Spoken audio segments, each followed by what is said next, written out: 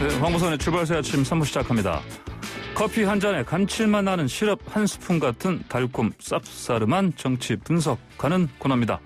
자, 하지만 시럽의 달콤함만 기대하다간 갓 나온 커피처럼 뜨거운 분석에 깜짝 놀라실 수도 있습니다. 여의도 실업자들 함께할 세 분 소개합니다. 이종걸 더불어민주당 전 의원 나오셨습니다. 안녕하십니까? 안녕하셨습니까? 네, 신성범 전 의원 나오셨습니다. 안녕하세요. 반갑습니다. 김경진 전 의원 나오셨습니다. 안녕하세요. 김경진입니다. 네. 자, 현 정부, 3기 내각을 이끌 신임 장관 후보자들에 대한 인사청문회 어제 시작됐고 오늘 내일 계속 이어지는데, 자, 국민의힘 야당 측은 정부의 코로나19 대응 그리고 부동산 정책 실정을 중심으로 비판을 이제 공략을 할 것이고, 민주당은 후보자 사수에 나서는 모습입니다. 일단 어제 그 전해철 후보자, 권도철 후보자 청문회 상황 어떻게들 지켜보셨는지 궁금합니다. 먼저 이종걸 전님께서 말씀해 주십시오. 예, 좀 긴장된 눈으로 쳐다봤는데요. 네. 저는 전해철 후보자를 너무 잘 알고 오래전부터 서로 같이 변호사 활동도 하고 그래서 그냥 남같이 보이진 않았는데요. 예. 근데 한마디는 오늘 이렇게 말씀하신 것처럼 지난 14일 날 추미애 장관, 박지원 국정원장, 이제 퇴임하는 진영 행안장관이 이렇게 모였는데 그걸 보고 언뜻 느꼈습니다. 이 전해철 장관 후보자는 좀 뭔가 다른 생각을 해야 되지 않겠나. 그러니까 지금까지 그 세 분이 가지고 있었던 정보 관리의 권한을 어찌 보면 전해철 장관이 이제 만약 임명이 되면 그 정보 총수로서 역할을 하게 되는 거 아닌가 싶어요.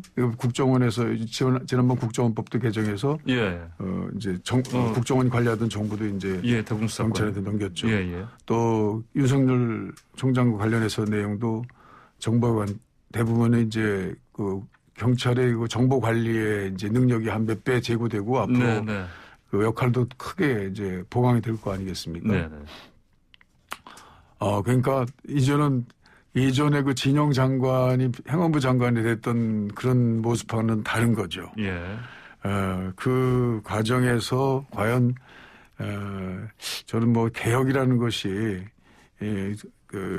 생각지도 않았던 여러 가지 부수적인 그런 또 사이드 이펙트가 좀 있을지에 대해서도 좀 생각해 봤는데 개혁이라는 것은 사실 권한을 여러 개로 분산시켜서 그 견제와 균형의 원리를 작동하게 하는 게 이제 사실 권력기관의 개혁인데 이 정보 문제에 관해서는 행안부에 완전히 이게 이제 집중된 것 아니냐라고 하는 이제 그런 문제와 그것을 관리할 수 있는 최고의 정보 총수로서 과연 적절한 그 업무를 수행할 수 있는지 이런 것들을 좀 한번 보는 것이 좀 관전평 아니겠는가. 국민들의 알 권리를 보장하는 데도 굉장히 중요한 거 아니겠나. 그리고 이제 권덕철 후보자의 경우에는요.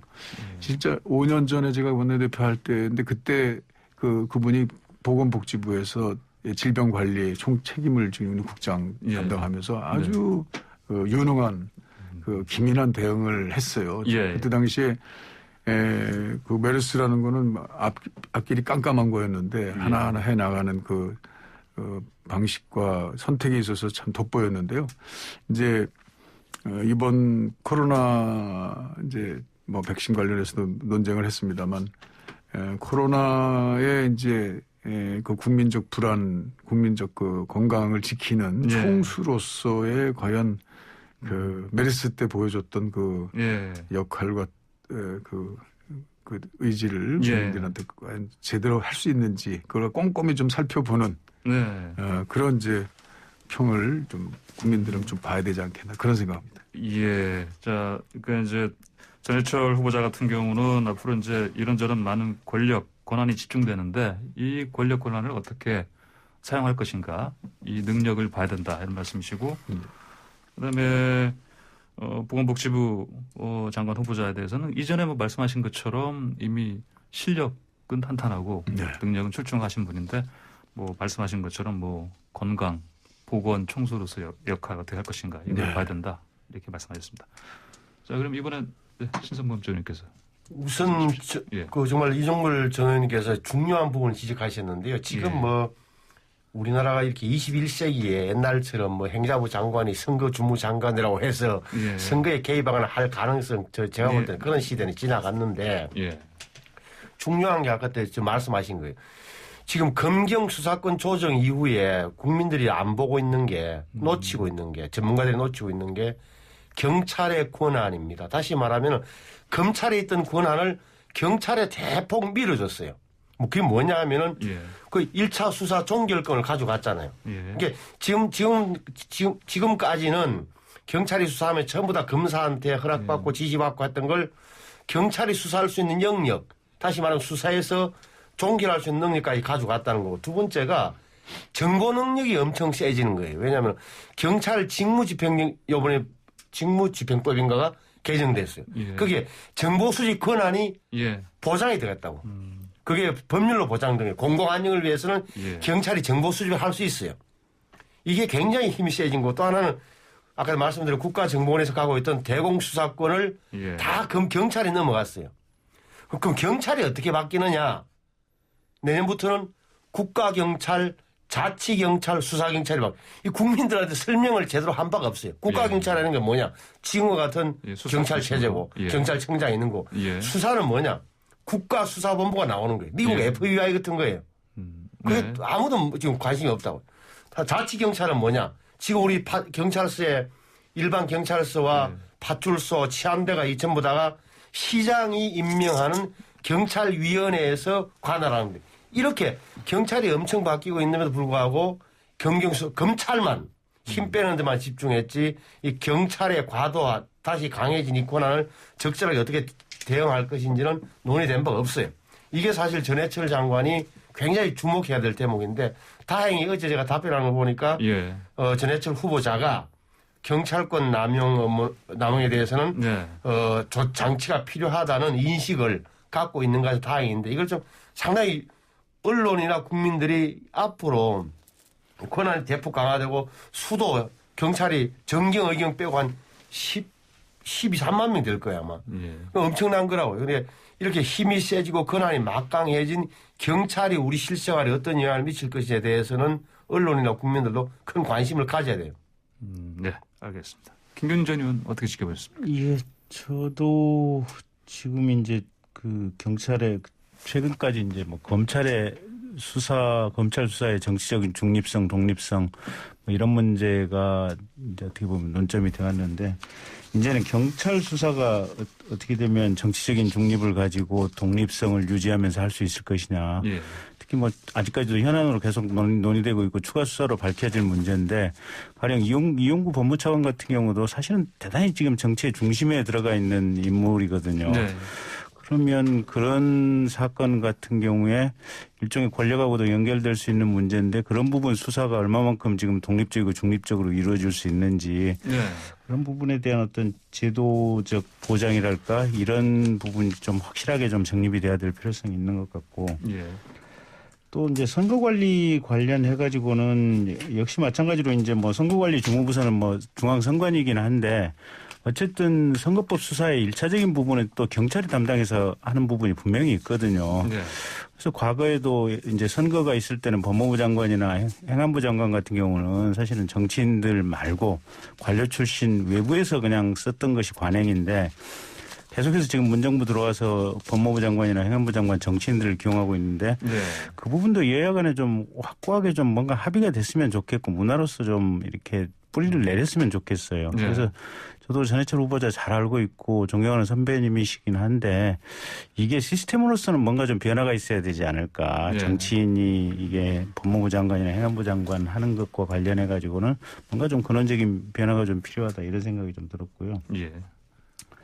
그다음에 이제 그 보건복지부 장관 같은 경우는 이 백신 관련해 가지고 지금 청와대 얘기 다르고 국무총리 얘기 다르고 뭐 여당 원내대표 얘기 다르고 다 다르거든요. 예. 제가 볼 때는 국무총리께서 말씀하신 부분이 제일 솔직한 얘기가 아닌가 싶어요 보면. 네. 근데 어쨌든 이게 지금 현재의 상황이 여당이 대단히 지금 혼란 속에 있거든요. 보면 여당 정부 여당이. 그래서 솔직하게 사과를 하고 지금부터라도 최선을 다해서 뛰겠다라는 자세로 하는 게 좋겠고 이게 많은 재원이 관련이 돼 있고 또 과거 메르스 때 공무원들이 징계받았던 어떤 전력이 있어서 조금 공무원들의 어떤 힘이 덜 실리는 측면도 있고 네. 그러다 보니까 대통령이 좀 직접 행동으로 뛰는 모습을 좀 보여주셨으면 하고 사실은 네. 이제 그게 어제 이제 장관 인사청문회에서 그런 부분도 사실은 실은 간접적인 어떤 자세나 태도에 대한 질문이 될 수도 있는 거거든요. 예. 그래서 좀 솔직하고 용감하게 그냥 했으면 좋겠는데 너무 좀 방어적인 답변이 아니었나 그런 느낌도 좀 들었습니다. 네, 그렇군요. 근데 이제 예. 그 예년에 저희 그 인플루엔자 독감 백신을 맞는 그 텀 주기를 보면 예. 벌써 이제 이번 겨울은 끝난 거예요. 지난 11월 달에 이제 다 접종을 시작해서 예. 이제 내년 지금 이제 제작하고 그 배양하고 뭐 이러는 그 만드는 이제 백신을 만드는 기관은 내년 올 겨울이나 다음 겨울을 준비하는 예. 것이거든요. 네네. 지금 이제 코로나의 경우도 사실 지금 당장 백신을 투여하면 한 6월 정도나 이제 효과가 나오는 정도. 그리고 이제 또 한 절반 정도는 이제 효과가 없어 보이는 것이기 때문에 당장 다음 텀을 준비하는 것이라는 어떤 그 정확한 점을 우리 후보자가 좀 지적해 준 것 같아요. 물론 그렇지만 우리가 그 미국이나 뭐 이스라엘 뭐 없는 나라도 지금 예. 당장 벌써 접종이 시작됐다라고 하는데 예. 이제 그런 걸로 인해서 어떤 심리적인 안정이라든지 또 적응성이 빠른 사람들에 대한 어떤 뭐 접종 효과가 좀 있을 수는 있겠지만 뭐 이런 것들을 좀 저는 이번 그 장관 후보자는 예. 좀 더 아주 정확한 사실에 근거해서 그 국민들 어떤 이 불안감이나 이런 것들을 그냥 근거 없이 이렇게 위로하는 뭐 이런 것보다는 이제 이기 내각에서는 그렇게 총수의 자리를 지키는 것이 좋겠다. 예. 그러니까 사실 국민들이 지금 이 시점에서 정확히 알고 싶은 것은 도대체 몇 월 달에 어느 백신이 몇십만 뭐 구체적인 수량이 몇 월 달에 어느 정도 수량이 들어와서 우리가 접종이 가능한지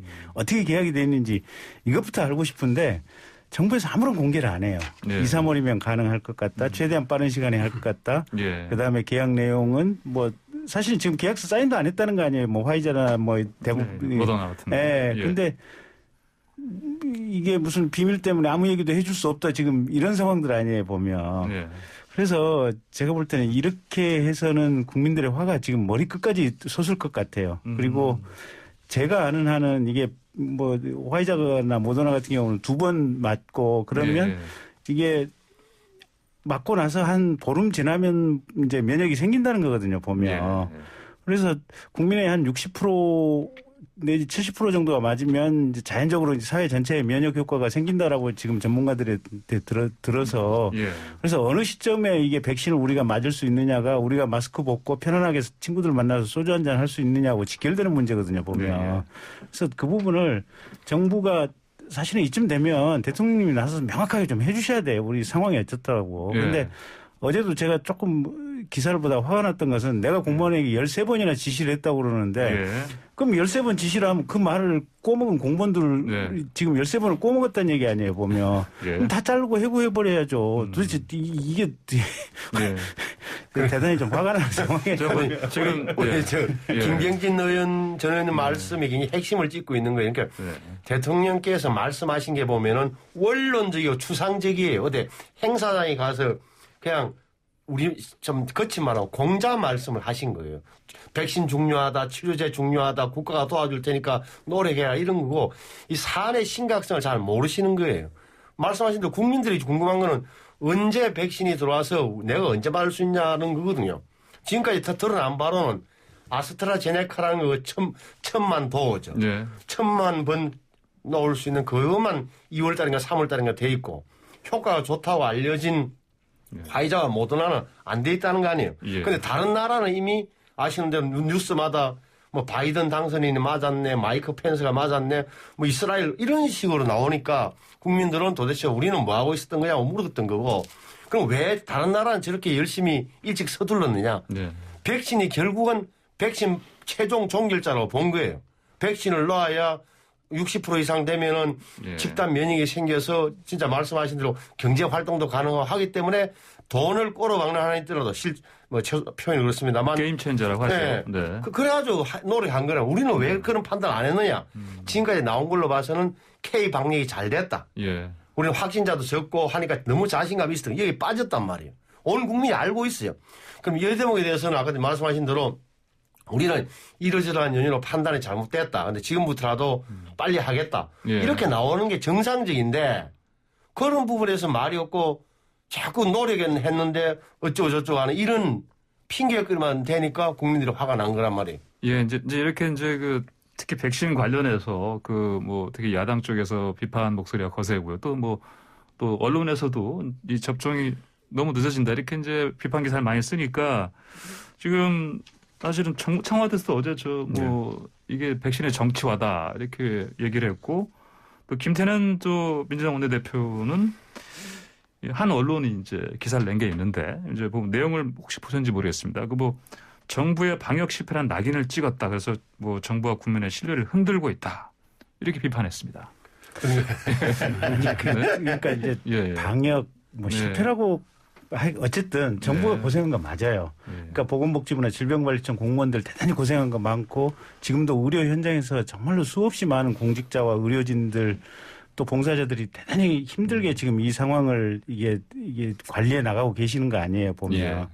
근데 이 백신 전문가들 얘기에 따르면 어쨌든 백신이라고 하는 것이 그게 맞고 나서 효과가 6개월이 가든 1년이 면역 효과가 1년이 6개월이 지속이 되든 1년이 지속이 되든 최소한 한 번 내지 두 번 맞으면 6개월에서 1년 정도 면역이 생긴다는 거 아니겠습니까?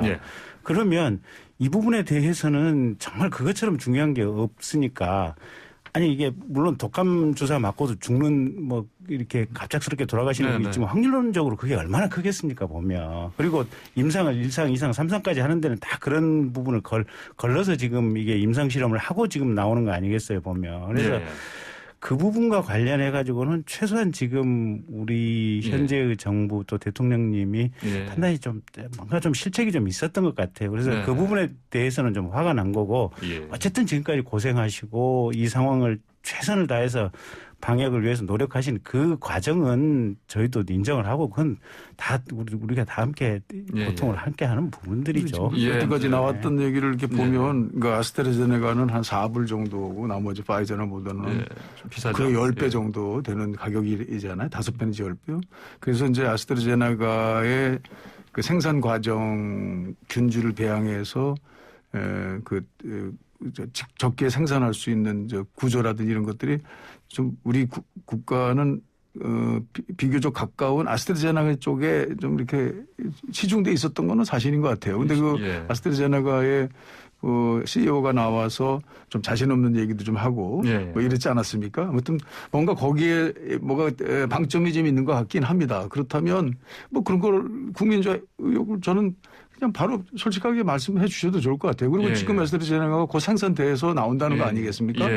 그리고 가격도 싸고 그리고 또 우리 몇 개의 제약 기업에서 균주를 직접 받아가지고 여기서 생산해서 이제 바로 공급한다는 체계를 좀 준비하고 있었다는 얘기도 있었고 그런 것들을 좀 국민들한테 보여주시면 좋을 것 같고요.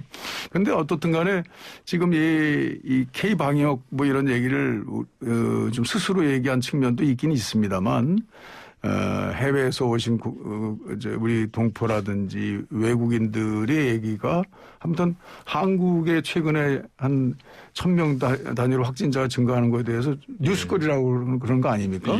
사실 지금 현재까지 무슨 치료제가 있었던 것도 아니고 또 이제 백신은 이제 접종이 되고 있는 건데 보면 사실 그 걸린 사실에 대해서 관리를 잘하고 또 걸리지 않도록 어떤 사회적 거리두기나 이런 것들을 국민들이 잘 따라줘서 이렇게 된 거 아니겠습니까? 적기에 그런 것 조치를 국민들한테 예고하고 국민들을 잘 따라주고. 그런데 어떻든 간에 이번 정부에서 그것이 어느 정도 잘 관리돼서 여러 가지 좀 좋은 평가를 받고 있는 거예요. 그러니까 그거를 좀 보수 언론들은 그걸 어떻게든지 무너뜨리기 위한 별로 이렇게 아직도 보이는 별로 수준 낮은 그런 비판이나 통계 수치 조작이라든지 이제 침소봉대라든지 이런 것들을 통해서 어떻게든지 이 정부의 그 뭔가 좀 장점들을 무너뜨리려고 하는 그런 의도들이 보인단 말이죠. 그런데 그런 것에 대해서 저는 좀 지적하고 예를 들면 정말 한 달 사이에 사망자가 1명이었는데 24명이 됐어요. 그래가지고 한 달 사이에 23명이 더 늘었다고 해서 2,300%가 증가했다라고 하는 그런 방역 실패의 책임을 져라. 뭐 이제 그런 것들도 또 어찌 보면 과장된 표현이긴 합니다만 지금 현재 솔직한 건 솔직하게 얘기하고 그리고 지금 이제 어찌 보면 마무리 단계에 가고 있는 이 코로나 바이러스의 그 방역에 관해서 전 국민적 합심된 의지 뜻이 좀 그 국민들을 좀 편안하게 만들었으면 좋겠다. 권덕철 후보자 얘기하다가 좀 백신 얘기 나와서 좀 아니 이쪽 얘기가 길어졌는데 이쪽으로. 박 후보자님 근데 지금 그 후보자 어제 발언한 것 중에서는 심각한 문제가 있다고 보는 게 이 양반 타고난 보건 행정 관료밖에 안 된다는 표현을 제가 감히 쓰고 싶었는데 이분이 어제 어떤 얘기 했냐면은 내년 11월 인플루엔자가 유행하기 전에 순차적인 면역책. 그러니까 이 후보자가 보건복지부 차관까지 하신 분인데 지금 백신 문제의 심각성을 전혀 모르고 있어요. 그러니까 기존의 보건행정 관료들 갖고 있던 인식을 그대로 갖고 있는 분이라는 게 드러난 게 결국 어제 했던 얘기 중에 하나 또 뭐 공무원들이 감사원 지적으로부터 안 받았으면 좋겠다. 겁을 냈다. 이런 그 말씀만 계속 하시는 거 보고 이 백신 문제의 심각성을 정확히 모르고 있구나 하는 생각을 가질 수밖에 없어요. 제가 원래 대통령께서도 어제도 말씀하신 것 중에 하나 보면 미국이나 유럽은 생산국이라서 먼저 맞는 게 어떻게 보면은 뭐 할 수 없는 거 아니냐 이런 말씀하셨는데 유럽이나 미국은 그렇다 치더라도 뭐 우리가 알잖아요. 싱가포르라든지 뭐 다 나오니 이제 다른 나라들도 그렇게 일찍 뭔가를 노력했다는 부분을 그 부분을 또 언급하지 않으신 건 대통령의 인식이 오류가 있거나 보고를 잘못한 거예요. 그건. 권덕철 후보자의 그 발언은 어찌 보면 또 감사원 지적 우려한 거는 나중에 이제 그 공무원들이 책임을 지기 두렵기 때문에 이걸 빨리 못 하니까. 그러니까 제 말씀은 힘을 실어줘라 이런 그런 취지인데 그게 그런 걸 강조하는 나는 인식 권 후보의 인식이 백신 문제가 지금 급해서 정부가 이렇게 노력해 왔는데 어떤 의사결정 과정에서 이런 문제 때문에 지금 국민들이 불편을 갖고 있는데 제가 장관이 되면 어떻게 하겠습니다가 먼저 나오고 그 다음에 이런 거는 좀 고쳐줘서 우리 공무원들이 마음 놓고 일할 수 있도록 해 주십시오라고 하는 게 맞는 건데 앞부분도 별로 없고 뒷부분에 대한 인식을 굉장히 강조한 걸로 봐서는 이분의 우리 권 후보자의 지금 그 장관이 되더라도 백신 문제가 그렇게 치열하게 나올 것 같지 않다는 그런 생각을 하게 됐다는 거예요. 그러니까 저희가 장관한테 바라는 것은 좀 그냥 할 말하고 좀 씩씩하게 일 좀 하는 사람이었으면 좋겠어요. 근데 문제는 이 백신 확보 문제는 제가 볼 때는 그 정 총리님 말씀대로 사실은 노력하는 와중에 약간 미스한 놓친 부분이 좀 있는 것 같아요. 그럼 그냥 그거 인정하고 지금부터 제가 그냥 열심히 뛰겠습니다. 뭐 이렇게 얘기를 하면 좋은데 그러면 그냥 저절로 신뢰가 갈 거예요 보면. 근데 대체로 지금 우리 사회 전체가 대통령님부터 시작했고 전부가 특히 행정부 전체의 흐름이 뭐냐면 그냥 훈수는 두고 뭐 말은 뭔가 하는데 책임지고 그냥 자기가 몸으로 뛰면서 뭔가를 하는 사람은 아무도 없다는 느낌이에요 보면. 그런 면에서 주무장관으로서 인사청문회 과정에서 그 발언이 머릿속에 일단의 생각을 우리가 엿볼 수 있는 거 아니에요. 조금 아쉽다 이런 얘기죠. 알겠습니다. 자 아무래도 근데 이제 이 후보자들 가운데 오늘 이제 인사청문회 주인공 변창흠 국토교통부 장관 후보자 사실은 이분에 대해서 이제 뭐 특히 주호영 국민의힘 원내대표가 비리 종합 세트 지명 처리하라 이렇게 얘기를 했습니다. 뭐 정의당도 사실은 지금 어떻게 보면 등을 돌린 상황 아니겠습니까? 근데 민주당에서는 아직 뭐 이만한 사람 없다 이렇게 이제 해서 사수하는 상황이에요. 이 상황을 좀 어떻게들 보고 계십니까? 지금 신성훈 의원님께서 웃고 계시는데 저는 뭐 이분이 걸어온 길을 잘 모릅니다만 뭐 교수하시다가 뭐 LH 그러니까 토지주택공사 사장까지 가신 분이고 이렇게 이런 와중에 이제 장관 지명을 받으신 분인데 말씀하시는 게 뭐 2, 3년 전에 이야기는 하더라도 4년 전에 왜 구의역 그 사망 사건을 두고 뭐 걔만 조금만 신경 썼으면 아무 일도 없을 거라는 표현 그다음에 공공임대주택에 살고 있는 입주자를 향해서 못 사는 사람들이 뭐 이렇게 밥 사 먹 이런 표현들 예. 이건 좀 제가 볼 때는 뭐 능력을 모르겠었는데 좀 우리말로 하면 인격, 인성에 문제가 있는 분이다라고 저는 보여져요. 그러니까 어디 보면 요즘 아시는 대로 뭐 박사학위 받고 능력 있는 사람 얼마나 많습니까? 근데 우리도 다 겪어봤지만 종이 위에 보이는 이력서상의 화려한 경력에도 불구하고 국민을 알기를 어떻게 보면 생활이 어렵거나 서민 알기를 우습게 여기는 사람이 높은 자리에 갔을 때 생기는 폐를 다 보고 있는데 예. 이런 분을 꼭 국토교통부 장관으로 할 필요가 있느냐라는 생각이 들 수밖에 없는 거죠. 특히나 부동산 민심이 얼마나 안 좋은데 예. 이런 인식을 갖고 있는 분을 장관 후보로 내놓고 또 이걸 여당에서는 아이 그래도 뭐 말은 틀렸지만 실수한 것 같은데 넘어가자. 국민들이 저는 잘 안 받아줄 것 같은데요. 그럼 이제 뭐 일단 장관이 되려면 일단 사람이 되라. 뭐 이런 말씀입니까? 아 그렇죠. 예, 알겠습니다. 근데 이제 지금 민주당 쪽에서는 이번에 과거 어떤 발언은 발언이고 이분이 이제 어떤 부동산 전문가로서 네. 앞으로 펼쳐낼 뭐 정책 비전 이걸 봐야 된다 이렇게 사실 네, 옹호하고 있습니다. 이제 예. 경제학을 하고 그리고 이제 미국에서 공부도 하셨고 환경대학원에서 우리 국내 뭐 석사도 하고 그랬던 분인데요. 이제 좀 중요했던 거는 그때 이명박근혜 대통령 시절에 그 이제 그때도 뭐 부동산 지적이 많았습니다. 그때는 이제 예. 규제를 많이 푸는 그런 분위기였었던 거죠. 근데 그때 저희 민주당의 어떤 토론회나 이런데 항상 고정 출연하셔가지고 예. 그때부터도 이 이명박 박근혜 대통령의 부동산 정책에 대해서 굉장히 아주 날선 비판과 아주 강단 있는 주장을 해주셔서 저희들한테 아주 고마운 분이었는데 예. 근데 이제 처음에 SH 공사로 가서 박원순 시장한테 픽업이 돼서 사실 상당분 그 서울시의 뭐 청년주택이라든지 이제 필요에 적기에 필요한 여러 가지 공급 정책 같은 것도 좀 성공으로 이끌어갔고 그제 그걸 더불어 이제 LH 공사까지 하지 않습니까? LH 공사 평가가 좋은 거죠 지금. 그래서 제가 볼 때는 지금 이제 뭐 부동산 공급이 좀 부족한 그런 이유로 해서 지금 이제 부동산 가격이 아주 영끌 세대까지 만들어내는 그런 좀 시기에 우선 지금 있었던 여러 가지 그 좀 문제점들을 해결할 수 있는 이제 주무장관으로 왔던 거 아니겠습니까? 그러니까 저는 이제 뭐 청문회에 뭐 이렇게 지적되고 있는 내용들이 뭐 이제 뭐 여러 가지가 있는 것 같아요. 근데 오늘 이제 청문회가 이루어지면 이제 그런 것들이 많이 확인되겠습니다만 뭐 딸 유학 이제 갈 때 어떤 뭐 과정이라든지 또 애들 데려갔을 때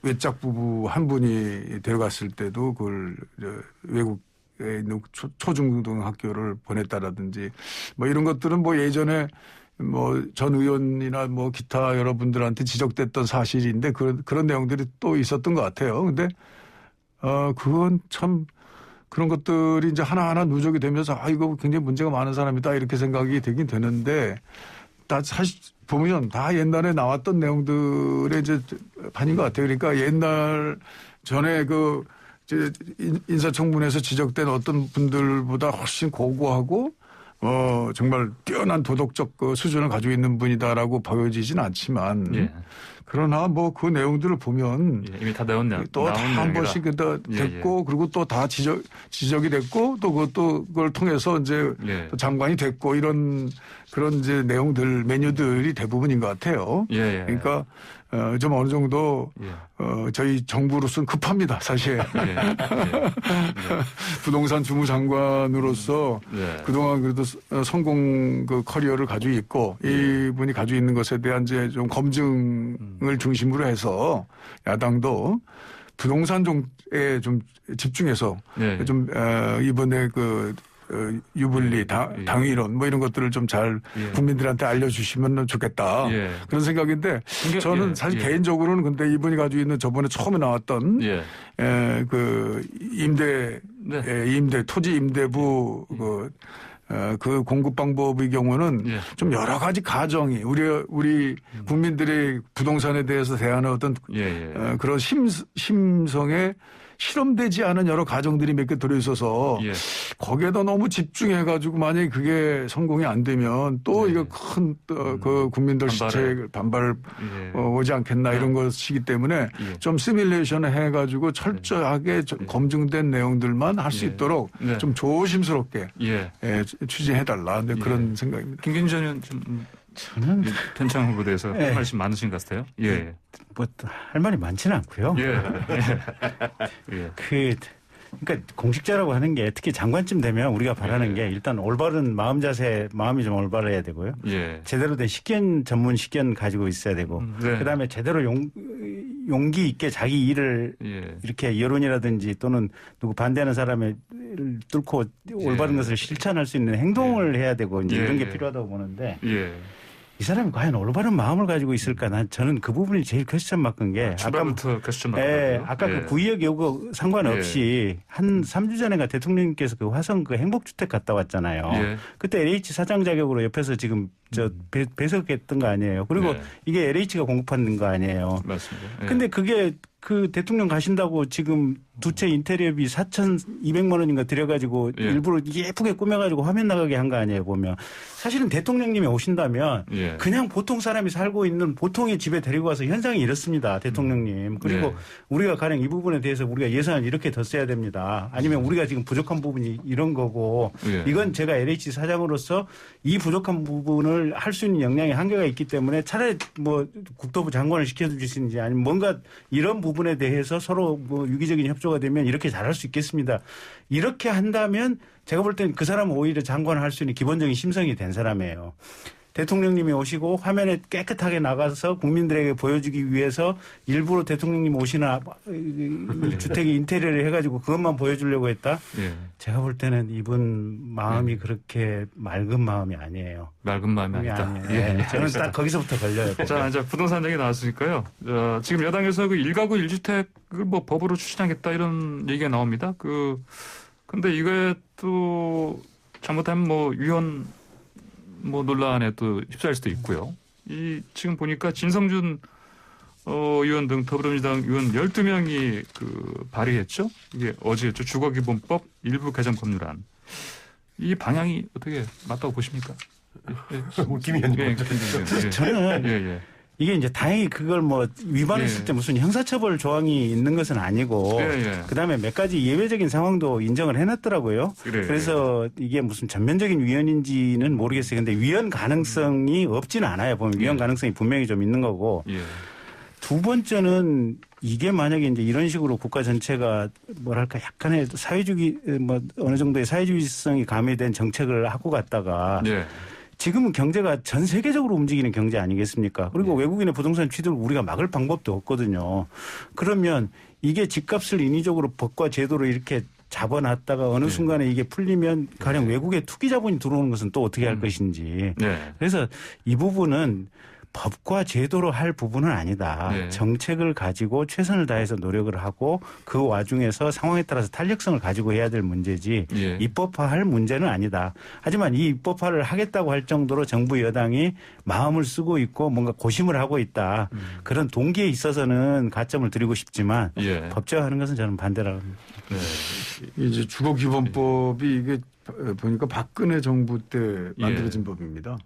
뭐 그 내용은 보니까 진짜 있으나마나 한 법입니다. 그냥 헌법의 규정상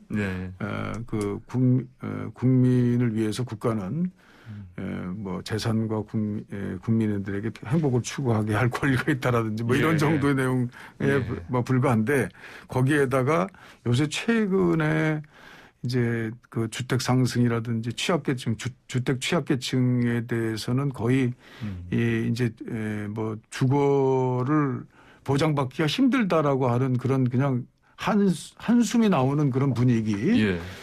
그런데 국가는 국민들이 그렇게 슬퍼하고 힘들어하고 정말 희망을 잃어버렸을 때 그걸 가만히 있을 수는 없는 거예요.